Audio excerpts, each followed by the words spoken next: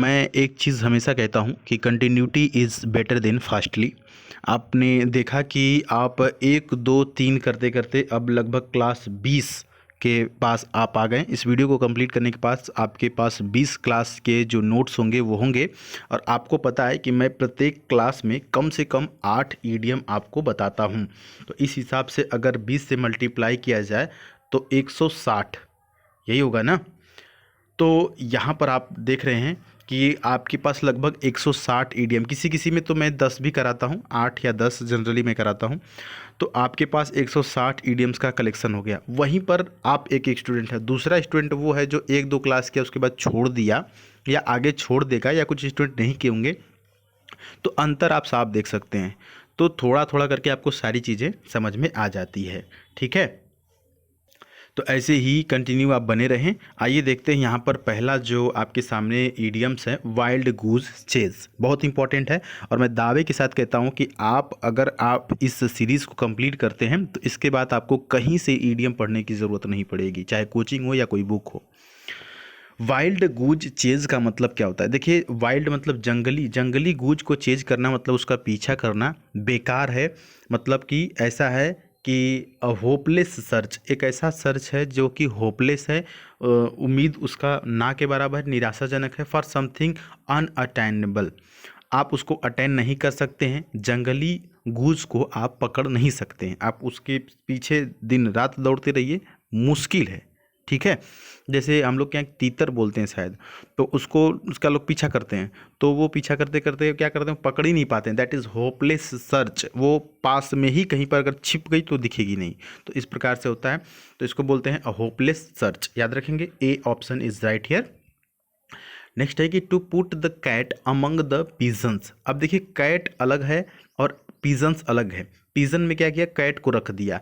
तो अलग चीज़ों में क्या किया, पिजन देखिए यहाँ पर क्या किया, अलग ग्रुप में, किसी ग्रुप में अलग एक चीज़ को रख देना, मतलब कि बाकी से अलग हो जाना। To be different in a group where everybody alike, मतलब एक ऐसा ग्रुप जहाँ पर सभी लोग, एवरीबडी एक जैसे, मतलब सभी लोग क्या हैं, एक जैसे ग्रुप में, लेकिन वहाँ पर आप अलग बनना, टू बी डिफरेंट, उस ग्रुप से अलग होना। ठीक है, नेक्स्ट है कि practice makes a man perfect. बहुत इंपॉर्टेंट ये ईडियम है और ये मैं दैनिक जीवन में प्रयोग करता हूँ, आप भी ये बोला करिए। आपने सुना होगा कि practice makes a man perfect, मतलब कि प्रैक्टिस से एक आदमी क्या होता है, परफेक्ट बन जाता है। तो क्या हो जाएगा यहाँ पर, ऑप्शन नंबर, देखिए, any problem can not solve if you are willing, नहीं, गलत है, ऑप्शन बी गलत है। देखिए, if you are willing, willing मतलब क्या होता है, इच्छा करना। तो सिर्फ इच्छा करने से नहीं आप मतलब परफेक्ट होंगे, आपको कोई चीज़ करनी पड़ेगी, रेगुलरली करनी पड़ेगी। अब वही जो मैं वीडियो के शुरू में बोला कि कंटिन्यूटी इज़ बेटर, आपको क्या है, कंटिन्यू कोई चीज़ करना होगा, दैट इज़ प्रैक्टिस। आप कंटिन्यू किसी चीज़ को कर रहे हैं तो क्या करना है, प्रैक्टिस ही कर रहे हैं। तो यहाँ पर जो सही ऑप्शन है वो है regular activity is the way to become proficient in it. मतलब रेगुलरिटी एक्टिविटी है, रेगुलरिटी होनी चाहिए, कंटिन्यूटी होनी चाहिए, क्या करने के लिए, परफेक्ट बनने के लिए प्रैक्टिस करनी पड़ेगी। Practice makes a man perfect. तो ऑप्शन नंबर यहाँ पर सी सही है।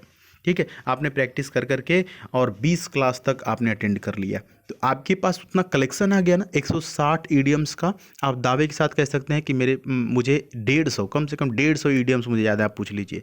अगर आपने नोट बनाया होगा तो आपके पास 150 ईडियम्स का नोट्स होगा, और उन 150 में से अगर कोई जनरली पूछेगा तो आपके दिन, आज के दिन में कम से कम 100 तो आप बता ही देंगे, ऑप्शन के साथ अगर मिल जाएगा तो। ठीक है, तो यही फ़ायदा होता है।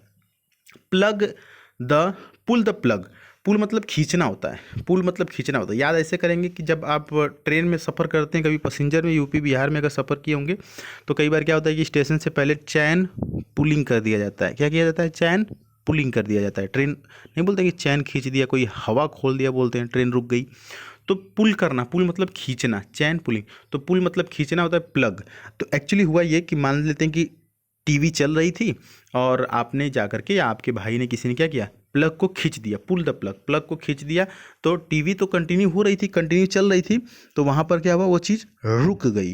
तो क्या हो जाएगा, option D, prevent something from continue. कोई भी चीज़ कंटिन्यू हो रहा था और उसको रोक दिया गया, that is pull the plug. Next है कि वैग द डॉग।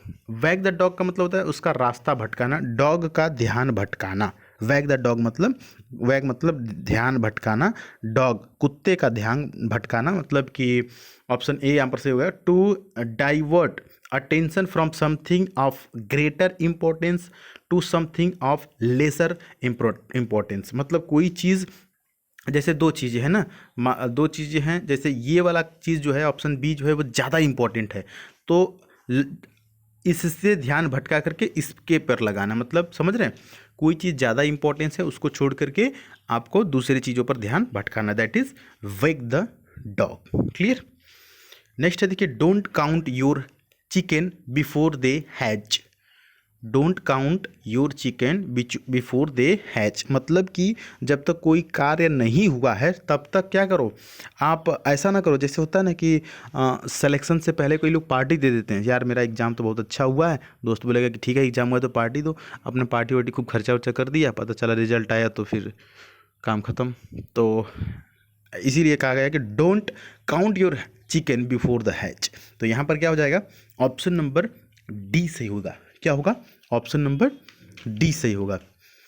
क्या लिखा है डी में कि not to be too sure. Too देखिए निगेटिव के लिए आता है, टी डबल ओ, टू मतलब अत्यधिक, इतना कि जितना नहीं होना चाहिए। Not to be too sure, उतना अधिक श्योर नहीं हो जाना जितना कि होना चाहिए। That something good you hope for will really happen. आपने सोचा है कि कुछ अच्छा होगा, इसके लिए बहुत ज़्यादा श्योर ना हो जाना, it might not happen after all. कई बार ऐसा होता है कि ये वाकई में होता नहीं है ऐसा। ठीक है, चलिए तो ऑप्शन डी यहाँ पर से हो गया। अगला देखें, under water under the bridge, ये शायद हम आपको करा चुके हैं, है ना, पता होगा तो बताइएगा कमेंट बॉक्स में, जय हिंद लिखिएगा। वाटर अंडर द ब्रिज का मतलब देखिए, पानी जो है ब्रिज के नीचे क्या होता है, पानी ही होता है जनरली, तो ये कोई खास बात नहीं है, पानी ब्रिज के नीचे पानी होना खास बात नहीं है। और एक चीज़, एक ये लॉजिक माइंड में रखिए, दूसरा लॉजिक ये कि ब्रिज के नीचे जो पानी है वो इसको हमेशा क्रॉस करता रहता है, मतलब हमेशा बहता रहता है, फ्लो में रहता है ना। तो यहाँ पर देखिए, past events are no longer important, तो जब ये पास्ट इवेंट है ये ज़्यादा इम्पोर्टेंट नहीं है। ठीक है, नहीं समझ में आया तो ऐसे समझिए कि जैसे past events are no longer importance का मतलब क्या होगा, जैसे कि ब्रिज के नीचे जो पानी रहता है वो हमेशा चेंज होता रहता है, मतलब कि ये ब्रिज है समझ लेते हैं, ऐसे पानी फ्लो हो रहा है। ठीक है, तो ये जो पानी फिलहाल में यहाँ पर है वो कुछ देर के बाद ही यहाँ से गुजर के आगे चला जाएगा, तो इसके लिए क्या है कि जो पिछली चीज़ें, ये पानी के लिए पिछली चीज़ें, ये जो ब्रिज है ज़्यादा इंपॉर्टेंट नहीं रखता है, तो past events are no longer important, तो वाटर अंडर द ब्रिज।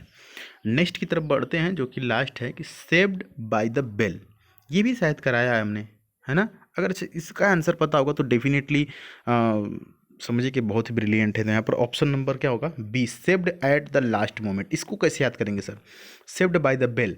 देखिए कई बार होता है कि क्लास में क्या होता है कि सर जब पूछ रहे होते हैं कोई चीज़, पहले हम लोग क्या क्या होता था कि भैया जिसको नहीं आ रहा है खड़े हो जाओ, तो एक दो करके ऐसे पूछते रहें, पूछते पूछते और बच्चों को मारते जाते थे। लेकिन लास्ट वाला जो लास्ट बेंच के बच्चे जो बैठे रहते थे, तो होता यह था कि सभी बच्चे खड़े हो गए और सर वहाँ से पीटना शुरू किए और तब तक बेल बज गया। अब सर को जाना है अगले क्लास में भी उनका पीरियड है, तो वहाँ पर भी जाना है पढ़ाने के लिए। तो वैसे बच्चे क्या करते हैं कि saved at the last moment, वो लास्ट मोमेंट में बच जाते हैं। ठीक है, तो यहाँ पर होता है सेव्ड बाय द बेल मतलब लास्ट मोमेंट में बच जाना। तो फिलहाल हमने आप यहाँ पर 8 ईडियम्स आपको करा दिए, और इस प्रकार से मुझे बहुत ही खुशी हो रही है कि मैंने 20 क्लास कंप्लीट किया, और ये 20 क्लास जो कंप्लीट हुआ है वो बिना आपकी चाहत की वजह से नहीं कंप्लीट हुआ है। मैं कोई भी सीरीज़ चलाता हूँ तो मैं उसमें आपकी इच्छा को देखता हूँ, है ना। जिस चीज़ में आप इंटरेस्ट लेना कम कर देते हैं उसके बाद हमें भी लगता है कि नहीं पढ़ाना चाहिए क्योंकि मज़ा नहीं आता है। तो कोई भी ऐसी चीज़, कोई भी ऐसी सीरीज़ हो, चाहे वो एंटोनिम हो या वन वर्ड की हो या सैनोनिम की हो या टॉप 10 क्वेश्चंस पर डे वाली हो या कोई भी प्रैक्टिस सेट हो, अगर आपको वो चीज़ समझ में आती तभी कंटिन्यू किया जाता है। तो आपके कोई भी ऐसे डाउट्स होंगे तो पूछ सकते हैं। और एक बात और है कि टेलीग्राम पर आप ज़रूर जुड़ें, द सुधीर पांडे सर्च करके, THE और उसके बाद ये स्पेलिंग। वहाँ पर हम इस प्रकार के क्विज आप देख सकते हैं कि बिल्कुल कराते रहते हैं, जिससे कि आपका कॉन्फिडेंस बढ़ता रहता है। यहाँ पर ये क्वेश्चन देख सकते हैं कि हमने कल इस क्वेश्चन को सेंड किया था, ठीक ना। भारत की संविधान सभा का अध्यक्ष कौन है? तो डॉक्टर राजेंद्र प्रसाद। सिर्फ 54% बच्चे ही सही रिजल्ट दिए, आंसर दिए हैं। देखिए कितना छोटा छोटा क्वेश्चन, सिंपल सिंपल क्वेश्चन है, यही क्वेश्चन आता है और रिजल्ट कितने परसेंट बच्चे देते हैं? सिर्फ 54% बच्चे रिजल्ट देते हैं। बाकी के जो बच्चे हैं वो आप देख सकते हैं कि बिल्कुल यहाँ पर फेल कर जाते हैं और यही होता है कि एग्ज़ाम नहीं निकाल पाते हैं। तो सीरियस रहने की ज़रूरत है। इस प्रकार के क्विज वहाँ पर आपको मिलती रहती है। बाकी फिर मिलेंगे अगली वीडियो में, तब तक के लिए जय हिंद, वंदे मातरम।